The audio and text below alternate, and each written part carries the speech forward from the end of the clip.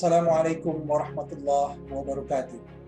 Saya Muhammad Ihsan, anggota DPRD Provinsi Jawa Barat, sekaligus Ketua Bidang Ketenagakerjaan DPW PKS Jawa Barat, mengucapkan selamat Hari Buruh Internasional 1 Mei 2021. Ayo kita wujudkan keadilan dan kesejahteraan bagi buruh dan pekerja Indonesia. Tetaplah berjuang, tetap beribadah, dan semakin produktif.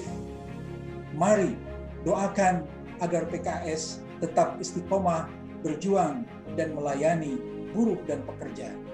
Assalamualaikum warahmatullahi wabarakatuh.